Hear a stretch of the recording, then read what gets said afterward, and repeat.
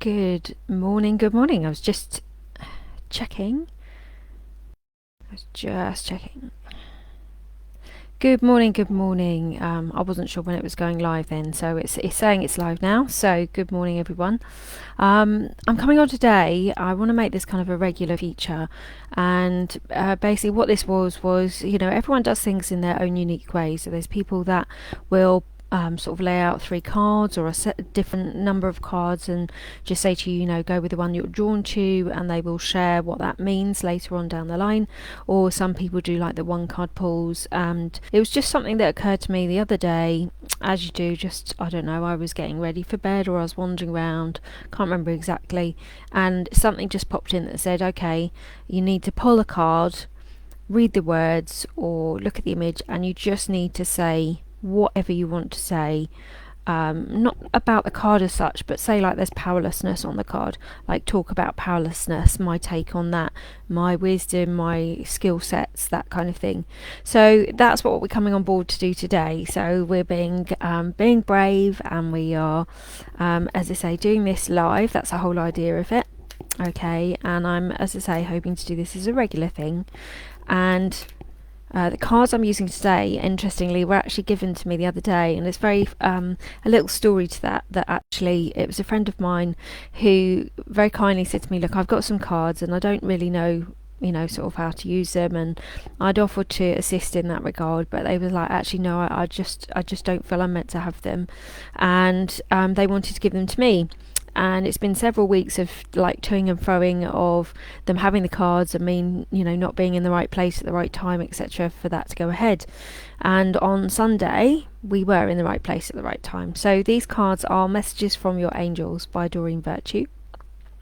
What your angels want you to know, and they're actually really nice cards to do this with, so that's why I am working with them. So I'm just giving them a little bit of a shuffle and just setting that intention that whatever card comes up is the card that needs to come up for today. Okay, so this is for everyone. It's not one card pulls for each person. Okay, and I'm on my computer, so that's really funny.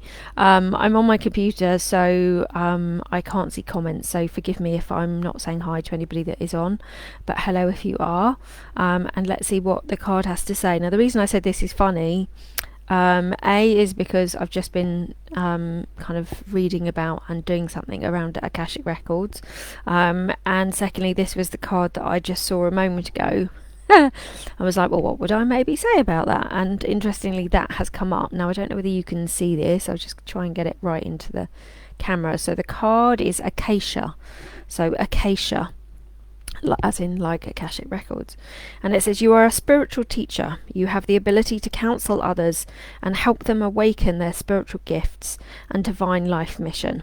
Okay, I'm getting goosebumps with this as well on my lower leg on the left hand side for some reason. Alright, so again, the way I tend to work is I'm very kinesthetic, so sometimes I just want to kind of feel into this as to those words. You're a spiritual teacher. You have the ability to counsel others and help them awaken their spiritual gifts and their divine life mission. I mean, there's so many different sections to that, isn't there, at the end of the day? Okay. So the first thing that I want to say with this is that actually, for instance, with this, you might be drawn to teaching. Like, I love teaching. I get a lot out of teaching, I love doing workshops, especially in person. I really enjoy it more in person than on Zoom, just because you're with people, and you've got a different connection to what you have on Zoom. But I would say from this card that, and again, I'm asking for guidance as well as to what I'm meant to share today as well. So there's certainly that element as well, and that often happens. Is I could be quite happily speaking to somebody, and or doing an address maybe on platform and at church, if I was the medium, and they will give me examples that people can resonate with in the audience. And it happens so much that I'm used to it now, but it still makes me chuckle, because you could come up with it and plenty of different examples, but it always seems to be the one where somebody says, oh, that happened to me this week, or I can totally resonate with that, that's exactly what I'm like, or yes, absolutely, I was talking to somebody about that this week. So I would say from this that we are all a spiritual teacher. We know that we are all spiritual beings. We know that we are a soul in a physical body. We know that there is an ascension process going on at the moment. We know that everybody is on their own soul's journey, their own soul's evolution. We know that we are awakening at different points in time. And what I would say, and I do need to heed this advice myself, and I am sort of doing that at the moment, literally doing this live to a point, is actually shining our light. And interestingly, one of the songs that I sung this morning, hence the post I've shared, is about singing, raising your vibration and the other effects it has in the body, stimulates the vagus nerve as well, was actually this little light of mine. I'm going to let it shine. And I think the thing is when you have been, if you like, persecuted, killed, ridiculed, humiliated, whether that's in past lives, whether that's in this life, a lot of us kind of go within, like the tortoise going back into its shell, because we, you don't want that to happen. So basically, especially if it's been something, as I say, quite on at the end of that spectrum of being killed or drowned or strangled as a witch in a past life, or something along those lines, you're kind of not really you're not going to really want to speak out, because unless you've healed that trauma, you're bringing that through to this lifetime, and that that's within the soul, that's within the cells of the body, and so you're going to stop yourself speaking out. I know with one of my past lives, I was an 8-year-old little boy who was killed for speaking out. And that was just one of them. I had plenty of others. I know I've been a witch. I was drowned and strangled as a witch, and I was actually set on fire as a witch. And I had a session of parts therapy with somebody, and I actually started to feel the flames licking up my arms. That was not a pleasant experience. And then my soul dropped out, and I was like, right, I've come back out of it now. Thank the Lord, because I wouldn't have wanted to go through that in full. So, we are a spiritual teacher. We all have wisdom to share. We all have insights to share based on our own journey in life. If you think that we've all gone through different experiences, it's a bit like somebody, a witness to a crime or a car accident, and the police come up and ask you each, what happened. You're very likely going to have different accounts. You're very likely going to be sharing different things. Now, why is this the case? Well, certainly in NLP, we have this thing of deletion, distortion, and generalizations. It's something that happens to all of us. For the amount of information that we take in, we have to have those certain processes where, for instance, making it relevant to what I was just saying, we delete a certain amount of information, because if we were aware of every single thing that was happening in a given moment, it would be too overwhelming. So we delete certain things. That's why certain people will say, I saw the person get out the car and running away to the left, and somebody else will say, I saw them skid to a halt, but I didn't see them get out the car. I don't know where they went, and so on. Okay, so we all have wisdom to share based on what we've been through in life. We all have different values. Yes, we might have common values, but we all have different values. We all have different values of things that are important to you, by the way. So we will have had different experiences of perhaps people pushing the boundaries around those values, and so on. So there's lots of things that we can share, and this doesn't have to be like I'm doing. This doesn't have to be sharing with the whole of the nation. It doesn't have to be going out on a stage and speaking to lots of people, but this can be just sharing things with your friends, with your with the people that interact with you, that are around you. You can still be a teacher.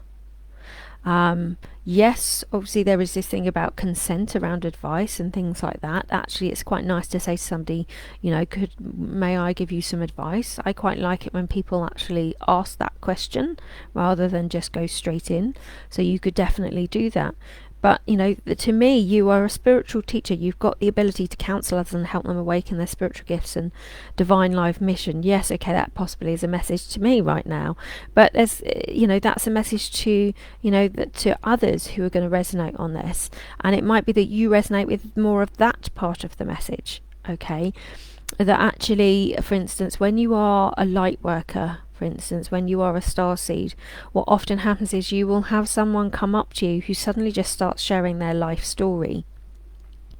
And sometimes I've actually had people say, I don't know why I just told you that. And I know there's going to be, people out there that are watching this video that say, yes, I've had that happen.